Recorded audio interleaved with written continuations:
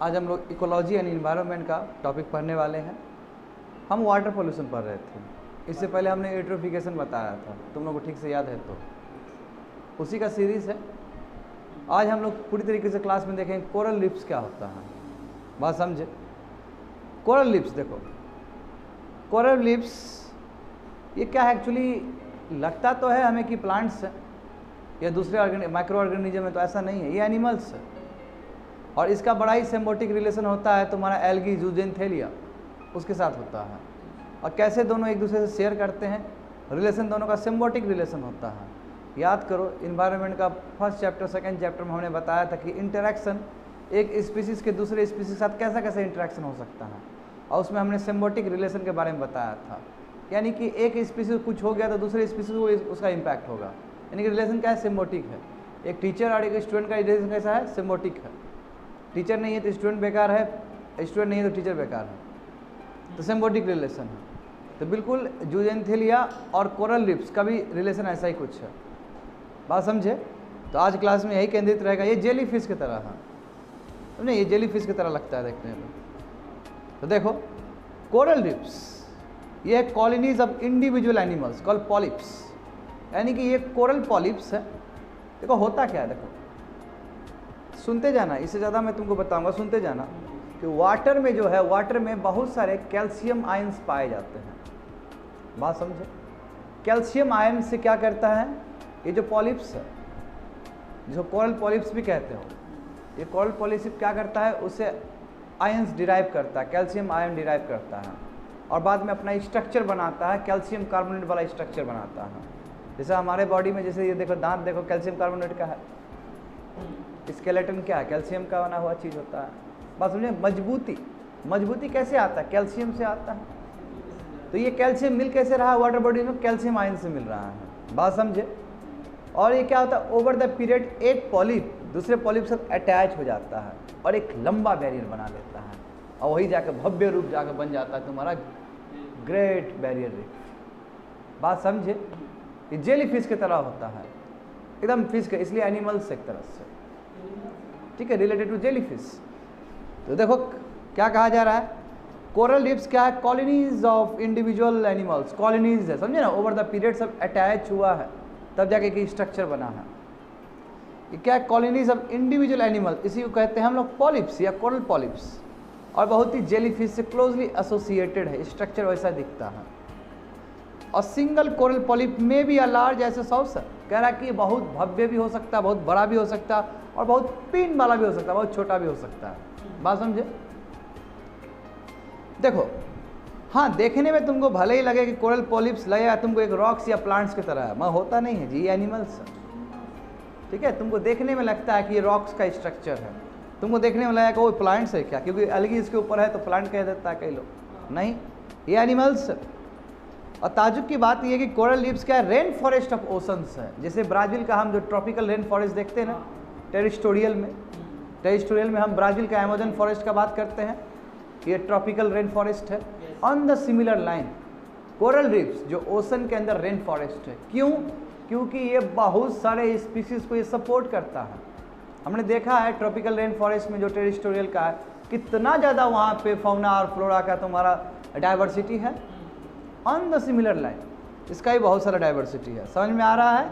इसलिए coral reefs को rain forest of the ocean कहा जाता है। होप तो समझ में आ गया होगा। अब देखो गजब बात है कि ओशन फ्लोर का मात्र 1% ये एरिया ऑक्युपाई करता है, ओनली 1%। ठीक है, मगर देखो बहुत सारे मरीन स्पीसीज के ये घर है, क्वार्टर ऑफ मरीन स्पीसीज, यानी 25% से भी ज़्यादा वर्ल्ड में जो ओशन में पाए जाते हैं, उससे भी अधिक क्या है, इसके सपोर्ट पे चलता है। बात समझे ना? जैसे क्रूस्टेशियंस है, रेप्टाइल्स है, सीवीड्स है, बैक्टीरिया, फंजाई है, और ना जाने 4000 टाइप के फिश है, सब कोरल रीफ्स को अपना घर बना के रह रहे हैं। तो कहने का मतलब 1% वाला जो कोरल रीफ्स है पूरा ओशन का, वो इतना फ्लोरा एंड फौना को इतना वो कर रहा है, समझे? इसलिए हम इसको कह सकते हैं कि yes, it is a rain forest of ocean. ये फॉरेस्ट की तरह एक्ट करता है, क्योंकि फॉरेस्ट अट्रैक्शन है फ्लोरा एंड फौना के लिए। तो देखो पिक्चर कैसा होता है इसका, देख लो, नीचे कलरफुल पिक्चर दिया गया है, होप सो समझ में आ गया होगा तुम लोग को। उसके बाद हम बात करेंगे 2 टाइप्स ऑफ कोरल्स का, ठीक है। देखो 2 टाइप्स के कोरल्स हो सकते हैं, मगर हम लोग का यूपीएससी पॉइंट ऑफ व्यू से तुमको हार्ड कोरल्स के बारे में पढ़ना है, सॉफ्ट कोरल से कोई लेना देना नहीं है तुम लोग को। तो ऐसे तो 2 टाइप के हो सकते हैं, एक हार्ड कोरल्स कहा जाता है जिस पे हम लोग का रहेगा इंटरेस्ट है, इसको स्टोनी कोरल्स भी कहते हैं, और दूसरा क्या है सॉफ्ट कोरल्स। तो जहाँ समझ लो हार्ड कोरल जिसका कैल्शियम कार्बोनेट एकदम हार्ड होगा, स्ट्रक्चर होगा, बैरियर की तरह होगा, वो मजबूत होगा, रिजिड होगा, और वो जो सॉफ्ट कोरल्स होगा वो बहुत लचीला होगा, फ्लेक्सिबल होगा। तो इसका तुम देख सकते हो, पिक्चर देख सकते हो कि पहला वाला तुम्हारा हार्ड कोरल्स, सेकंड वाला तुम्हारा सॉफ्ट कोरल्स, ठीक है। समझ गए बात को। अब देखो हार्ड कोरल्स के बारे में समझते हैं थोड़ा सा और। हार्ड कोरल जो है रिब बिल्डिंग कोरल्स है, रिब बना हुआ, रिब मतलब बैरियर, रिजिड स्ट्रक्चर, ठीक है। और देखो रॉक लाइक स्केलेटन होता है, हमने बोला स्केलेटन, स्केलेटन मतलब तुमको लगेगा कि यह हड्डी टाइप का है, मजबूत हड्डी, रॉक का बना हुआ हड्डी लगेगा तुमको देखने में, जो कैल्शियम कार्बोनेट से बना है। कैल्शियम कार्बोनेट कैसे आया है तो हम बताए हैं कि ओशन से कैल्शियम आयंस, कैल्शियम एलिमेंट्स वो डिराइव करेगा कोरल पॉलिप, और वो अपने अंदर रखेगा, उससे अपना उसका स्केलेटन बनेगा, और ओवर द पीरियड एक स्केलेटन दूसरे स्केलेटन में मर्ज करेगा और एक बन जाएगा, एक कॉलोनी बना लेगा। इस सब समझ में आ रहा है ना, लंबा लंबा दूर तक ये अपना साम्राज्य बना के रखता है, ठीक है। अब देखो इतना ही नहीं, सिम्बायोटिक रिलेशन है जी इसका एल्गी के साथ, ज़ूजेंथेलिया, ठीक है। ज़ूजेंथेलिया इसके टिश्यूज़ के अंदर रहते हैं, इसके टिश्यूज़ के अंदर ज़ूजेंथेलिया रहेगा। अब देखो ज़ूजेंथेलिया क्या है, एल्गी है जी, फाइटोप्लैंक्टन है, बताए तो थे फाइटोप्लैंक्टन क्या होता है। अलगल ब्लूम हुआ था पिछले क्लास में यूट्रोफिकेशन में, जहाँ पर हमने देखा था किस तरह अरेबियन सी सब में अलगल ब्लूम हो रहा है। It is a kind of algae, ये बिल्कुल एल्गी ही है, बात समझे। ये टिश्यूज़ के अंदर रहते हैं, टिश्यूज़ के अंदर रहेंगे। अब देखो फ़ायदा क्या होता है, सिम्बायोटिक रिलेशन क्या है, कैसे है, देखो सिंपल समझो, एल्गी है, एल्गी मतलब ग्रीन प्लांट्स, ग्रीन प्लांट्स का मतलब क्या होता है ऑटोट्रॉप्स, यानी कि प्रोड्यूसर, जो क्लोरोफिल से अपना खाना बना सकता है, सही बात है। उसको क्या चाहिए, उसको कार्बन डाइऑक्साइड चाहिए, और वो ऑक्सीजन प्रोड्यूस कर देगा, है कि नहीं है। कार्बन डाइऑक्साइड दुनिया भर का दे देगा तुम्हारा ये कोरल पॉलिप्स। देखो कोरल पॉलिप्स के अंदर घुस गया है तुम्हारा ज़ूजेंथेलिया, कोरल पॉलिप्स आराम से कार्बन डाइऑक्साइड दे दिया, वो ले लेता है एल्गी, एल्गी लेकर ऑक्सीजन बना दिया, क्योंकि उधर क्लोरोफिल वाला ऑटोट्रॉप्स वाला प्रोसेस हो रहा है, जो ऑक्सीजन दिया ऑक्सीजन छोड़ के उसको दे रहा है, कोरल पॉलिप्स ऑक्सीजन ले रहा है, यानी कि सिम्बायोटिक रिलेशन, उसको मिल रहा है वहाँ से कार्बन डाइऑक्साइड और एल्गी दे रहा है ऑक्सीजन उसको। तो बहुत ज़्यादा हम कहें तुमको तो 100% जो एनर्जी होता है ना जी कोरल पॉलिप्स का, 80% तो एल्गी से मिलता है, ज़ूजेंथेलिया से मिलता है, और जो 20% है वो अपने तुम्हारा जो टेंटेकल्स जो है, टेंटेकल्स होता है इसका अपना हाथ पैर टाइप का होता है, ठीक है, वो अपने टेंटेकल से बाकी दूसरे मरीन ऑर्गेनिजम्स को वो डिस्टर्ब करके यहाँ से पावर डिराइव करता है, 20% एनर्जी, और 80% एनर्जी तुम्हारा एल्गी से ही मिलता है। उसको किसको मिलता है, कोरल पॉलिप को मिलता है। बात समझे ना क्या बोल रहा हूँ, ध्यान से सुनना है बच्चे लोग, आता है क्वेश्चन ये सब चीज़। देखो वहाँ पे क्या है, देखो वही बोला गया है कि hard coral rely on symbiotic algae, यानी कि zooxanthellae, living with in their tissues for nutritions, किसके लिए, न्यूट्रिशंस के लिए, and energy build their skeleton. तो क्या चाहिए उसे, क्या होगा तुम्हारा बिल्ट होगा जी सिम्बायोटिक, अब उसके बाद फिर उसको एनर्जी मिलेगा, तो दोनों को एक दूसरे से मिल रहा है, जैसे मैंने बताया तुम लोग को। इसलिए जो सबसे आइडियल सिचुएशन होगा, आइडियल कंडीशन होगा, कहाँ पे ये कोरल रीफ पनप पाएगा, तो इसको सैलो क्लियर वाटर चाहिए, क्योंकि उसको सनलाइट चाहिए। सनलाइट क्यों चाहिए, क्योंकि एल्गी है, एल्गी को सनलाइट चाहिए तभी वो प्रॉस्पर कर पाएगा, तो सैलो वाटर चाहिए। वाटर डीप है तो वो अंदर चला जाएगा, तो फिर कहाँ से उसको सनलाइट मिल पाएगा, इसलिए वो सैलो, यानी कि सैलो मतलब बहुत डेप्थ वाला नहीं, ठीक ठाक वाला, समझे, ताकि उस सनलाइट एल्गी को मिल सके। और जितना एल्गी रीच होगा, जितना उसके पास एनर्जी आएगा, उतना ही एनर्जी ट्रांसफर होगा कोरल पॉलिप के पास, क्योंकि सिम्बायोटिक रिलेशन। एग्जाम्पल देखो वहीं दिया गया है, तुमको दिख रहा है ये देखो, ये तुम्हारा एक कॉलोनी बना लिया, poly poly poly poly poly बन गया। अब देखो कभी क्या होता है कि डिपॉजिट हो जाता है, मर जाता है, कोरल रीफ जो है वो खत्म हो गया, उसमें जान नहीं बचा है, तो नए जो कोरल पॉलिप होगा वो बीच बीच टिश्यूज़ में आ जाएंगे। जो बीच में गैप है ना पिक्चर में, कोरल एनाटॉमी के बगल में जो पिक्चर है, ठीक है, उसमें देखो बीच में गैप है कि नहीं है, उस गैप में आके फिर नए पॉलिप सब उभरना शुरू होते हैं, फिर लंबा चेन सिस्टम बनना शुरू हो जाता है। जो टेंटेकल्स अभी बताए थे ना, टेंटेकल्स, वही टेंटेकल जो है ऊपर का जो टेंटेकल्स दिख रहा है पॉलिप्स का, यही टेंटेकल से 20% ये अपना एनर्जी गेन करता है बाकी ऑर्गेनिज्म। 80% इसको एल्गी से मिल जाएगा, जूजेंथेलिया से मिल जाएगा। Zooxanthellae is a kind of algae, एक प्रकार है। इसको हम फाइटोप्लैंक्टन भी कहते हैं। प्लैंक्टन क्यों? क्योंकि जो फ्लोट करे, दैट इज अ प्लैंक्टन। समझे? जो प्लांट फ्लोट करे उसको क्या बोलते हैं? फाइटोप्लैंक्टन। तो क्या है? एल्गी है जी यहाँ पे। एल्गी क्यों? क्योंकि एल्गी ऑटोट्रॉप्स है, यानी कि प्रोड्यूसर है वो, उसको चाहिए कार्बन डाइऑक्साइड, फिर ऑक्सीजन देगा, ऑक्सीजन यूज करेगा ये। समझ रहे हो ना बात को? तो अब देखो हार्ड कोरल्स के, वही हम बोले कि हमारा जो केंद्र रहेगा पूरी तरह हार्ड कोरल्स के बारे में ही डिस्कस करेंगे, वही जानना है हमको। Number of coral species in each reef varies. जो रीफ बना है, इतना बड़ा तुम्हारा स्ट्रक्चर बना है, तो चाहिए नहीं कि उतना ही रहेगा भाई। किसी रीफ में बहुत ज़्यादा रहेगा, किसी रीफ में कम रहेगा। एग्जाम्पल देखो, जो ग्रेट बैरियर रीफ है ऑस्ट्रेलिया कोस्ट का, उसमें 600 स्पीसीज ऑफ कोरल है, यानी इतना तरह तरह के कोरल है वहाँ पे। वहीं एग्जाम्पल कैरिबियन में देखो 65 है। कैरिबियन मतलब वेस्ट इंडीज़ का वाला हिस्सा, जो क्यूबा वाला हिस्सा है, बहामास जो वहाँ पे आइलैंड है। समझे बात को? तो अभी देखो today many reefs have 40 to 50% less coral than they did. 30 साल पहले बहुत ज़्यादा था, अभी तो लगभग 40 से 50% ही बचा है। 50% तो ख़त्म हो गया लगभग। क्यों? क्योंकि देखो ये हाईली ससेप्टेबल होता है, थोड़ा सा भी क्लाइमेट चेंज हुआ प्रजाति खत्म। इसलिए ग्रेट बैरियर रीफ में हर समय लगाम लगाया था ऑस्ट्रेलिया को, भाई करो कुछ। एक तो आपका वहाँ पे वो वर्ल्ड हेरिटेज साइट है ना, 7 वंडर्स में एक वंडर्स वो भी आता है, तुम लोगों को पता है ये चीज़। देखो तो अब कोरल, जैसे बोला है कि कोरल का प्रजाति डिफरेंट हो सकता है। देखो ये स्ट्रक्चर है, ऐसा स्ट्रक्चर हो सकता है जो तुम्हारा कलरफुल है। याद करने की जरूरत नहीं, बस यही समझो coral can be very different types, अलग अलग टाइप्स हो सकते हैं। डिपेंड करता है कि आपके ऊपर एल्गी किस टाइप का है। तो आइडियल कंडीशन क्या होगा जी?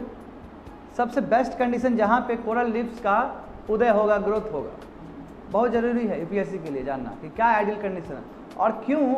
थोड़ा सा भी टेम्परेचर राइज हुआ तो किस तरह इसको इम्पैक्ट पड़ता है, देखो समझ में आ जाएगा तुमको। एक तो स्टेबल क्लाइमेटिक कंडीशन चाहिए नंबर 1, यानी कि कोरल क्या हाईली ससेप्टेबल, कुछ भी चेंज हुआ कहीं पे भी तो तुरंत खत्म हो जाएगा, ये तुरंत दिक्कत हो जाएगा इस स्पीसीज को। नंबर 1 ये उसी रीजन में होगा जहाँ पे आपके क्लाइमेट स्टेबल रहते हैं फॉर द लॉन्गर पीरियड के लिए, यानी कि वहाँ पे कोई फ्लक्चुएशन ना आए। गर्मी है तो उसी तरह का होना चाहिए, ठंडा है तो ठीक उसी तरह का, कोई फ्लक्चुएशन ना आए। इसलिए इसको स्टेबल क्लाइमेटिक कंडीशन चाहिए नंबर 1। दूसरा, इसको वार्म वाटर चाहिए होता है, उतना अधिक भी नहीं, थोड़ा सा भी और भी वार्म हुआ तो वो भी दिक्कत है। मगर कोल्ड वाटर नहीं, ये वार्म वाटर में रहने वाला है, मगर टेम्परेचर थोड़ा सा भी बढ़ा देगा वार्म वाटर को, फिर दिक्कत हो जाएगा।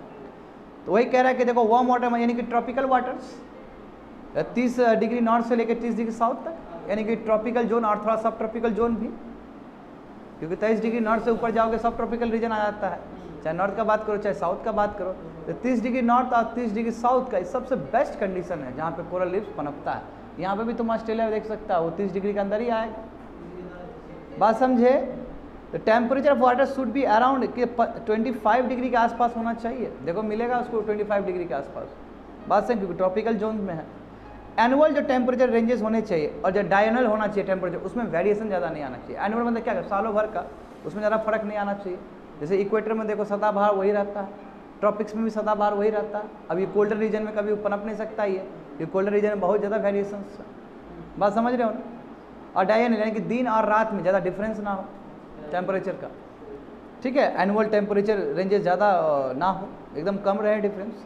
सेलो वाटर थर्ड, तो समझे पहला stable climatic condition, second one is warm waters and third one is shallow water. Shallow water भी जरूरी है। कोरल देखो, कोरल को चाहिए सनलाइट सर्वाइव करने के लिए, क्योंकि जानते हो इसका रीजन यही कि इसके ऊपर एल्गी है, इसके टिश्यूज़ के अंदर एल्गी घुसा हुआ है। जब तक एल्गी को सनलाइट नहीं मिलेगा तब तक वो कहाँ से एनर्जी दे पाएगा इसको। इसलिए एल्गी का सर्वाइव होना बहुत ज़रूरी है in order to survival for your coral reef, बात समझ रहे हो ना। इसलिए इसको सेलो वाटर चाहिए। सेलो वाटर मतलब क्या कि बहुत बड़ा डेप्थ नहीं, कम वाला, ताकि सनलाइट वहाँ पेनिट्रेट कर सके, क्योंकि जानते हो एट अ सर्टेन अल्टीट्यूड के बाद नीचे बॉटम जाओगे सनलाइट का पेनिट्रेशन खत्म हो जाता है, बात समझे ना। तो वही बोला कि कोरल चाहिए गुड अमाउंट ऑफ सनलाइट चाहिए, इसलिए तुमको सेलो डेप्थ में मिल जाएगा जहाँ पे एबंडेंट सनलाइट अवेलेबल रहता है। तीसरा फैक्टर हो गया, पहला stable climatic condition, second warm water यानी कि 25 डिग्री सेल्सियस के आसपास वाटर का होना चाहिए temperature, shallow water, and third one is a clear salt water, very important. Clear salt water होना चाहिए। क्लियर सॉल्ट वाटर का मतलब क्या कि टर्बिडिटी नहीं होना चाहिए उसमें। टर्बिडिटी का मतलब क्या होता है कि कोई मड वाला चीज़ नहीं होना चाहिए, मिक्सचर कोई नहीं होना चाहिए, जैसे मड मला देखो बलुआ मिला दो पानी में, मड हो गया कि नहीं हो गया, उस टाइप का नहीं होना चाहिए, एकदम क्लियर वाटर चाहिए, ठीक है। तो बिल्कुल, तो ये क्लियर सॉल्ट वाटर तो रहेगा ही रहेगा, ओशन का सी वाटर तो सॉल्ट वाटर होगा। मैं क्लियर का बात कर रहा हूँ, क्लियर मतलब कि absence of turbidity, simple, mud वाला चीज़ नहीं होगा उसके अंदर। तो क्लियर सॉल्ट वाटर सबसे सुइटेबल है कोरल ग्रोथ के लिए, और इसलिए फ्रेश वाटर हाईली सैलिन वाटर दोनों ही हार्मफुल है इसके लिए। क्यों? देखो फ्रेश वाटर में भी दिक्कत है क्योंकि टर्बिडिटी होने का चांस रहता है, और हाई सलाइन में तो ऑब्वियसली रहेगा ही रहेगा, मड उड बहुत रहेगा उसमें हाईली सलाइन में। तो दोनों ही प्रॉब्लम, यानी कि बीच के जो होते हैं तुम्हारे फ्रेश वाटर और हाईली सलाइन वाटर के बीच का ब्रैकिश वाटर टाइप का, वो सबसे बेस्ट कंडीशन होगा कोरल रीफ के लिए, समझे। एक तो पॉल्यूशन नहीं होना चाहिए, देखिए कोरल्स हाईली फ्रेजाइल है, और पॉल्यूशन होगा तो पूरा वल्नरेबल है, पॉल्यूशन हुआ तो गड़बड़ा जाएगा, ये खत्म हो जाएगा। और इवन थोड़ा सा भी मरीन पॉल्यूशन हुआ तो कैटास्ट्रॉफिक इम्पैक्ट होगा, इस पर पूरा लुप्त हो जाएगा, पूरा खत्म हो जाएगा। हमने कहा ही 30 साल पहले की तुलना में अभी मात्र हमारे 40 से 50% है, 50% तो हमारा लुप्त हो चुका है कोरल। समझ गए बात को? तो अब यहाँ पे देख लो किस तरह पॉलिप्स है, देखो अंदर नीचे है ना, polyps can be different types, अलग अलग टाइप्स के हो सकते हैं। तो देखो कोरल्स एंड जूजिनथेलिया, इसके बारे में बता चुका हूँ मैं। जूजिनथेला जो तो तुम्हारा है, कोरल पॉलिप्स है सिम्बायोटिक रिलेशन, जैसे मैंने बताया कि सिंगल सेल्ड है, ये एकदम सिंगल सेल्ड, जैसे एमोबा सिंगल सेल्ड है कि नहीं है, ये भी सिंगल सेल्ड स्पीसीज है तुम्हारा एल्गी जूजिनथेलिया। ये ऑटोट्रॉपिक है, वही मैंने कहा ऑटोट्रॉप से खाना खुद ही बना लेगा, अपना फूड बना लेगा फोटोसिंथेसिस से, उसको सनलाइट चाहिए, क्लोरोफिल है उसके पास।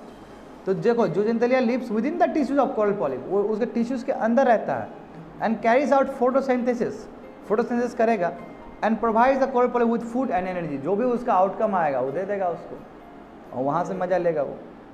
तो होस्ट कोरल पॉलिप जिसके ऊपर ये बसा हुआ है, तो होस्ट मतलब जो होस्ट कर रहा है, यानी कोरल पॉलिप इन रिटर्न क्या करेगा, जूजिनथेलिया को प्रोटेक्टेड इन्वायरमेंट देगा, स्टेबल इन्वायरमेंट, भाई रहो हमारे ऊपर, कोई टेंशन नहीं है तुमको, एक प्रोटेक्टेड इन्वायरमेंट देगा, ठीक है। और कंटिन्यूस कार्बन डाइऑक्साइड देगा उसको, मैंने पहले ही बोला ही कि जितना कार्बन डाइऑक्साइड मिलेगा, क्योंकि आपके फोटोसिंथेसिस के प्रोसेस में आपको कार्बन डाइऑक्साइड इनपुट है आपका, ऑक्सीजन आपका आउटपुट होता है, तो ऑक्सीजन इसका जो निकलेगा वो तुम्हारा कोरल लीफ खाएगा, और कोरल लीफ का जो कार्बन डाइऑक्साइड है वो खाएगा, क्योंकि कोई भी एनिमल जब एक्सेल करता है तो कार्बन डाइऑक्साइड ही निकालता है, बात समझे। इसलिए कहा है कि जो होस्ट कोरल पॉलिप है इन रिटर्न्स क्या करेगा, वो जूजिनथेलिया को प्रोटेक्टेड इन्वायरमेंट देगा वो रहने के लिए, और कार्बन डाइऑक्साइड कंटिन्यूस सप्लाई करेगा ताकि फोटोसिंथेसिस वाला प्रोसेस हो सके, बात समझे। यहाँ पे देख लो लास्ट, तो इस तरह का टेंटिकल्स है जहाँ से वो 20% तुम्हारा एनर्जी डिराइव करेगा, 80% लगभग एनर्जी, मैं रिपीट करता हूँ 80% एनर्जी लगभग यही जूजिनथेलिया वाला जो था जूजिनथेला, यहीं से मिल जाएगा उसको। That's it for today's class, समझे। और आने वाले समय में कोरल ब्लीचिंग के बारे में बताऊंगा कल। ब्लीचिंग भी उतना ही इंपॉर्टेंट है कि ये क्यों हो रहा है, यानी कि जो सिम्बायोटिक रिलेशन है दोनों में दरार आ रहा है, क्या रीजन है इसके पीछे, because of the climate change, because of the pollution.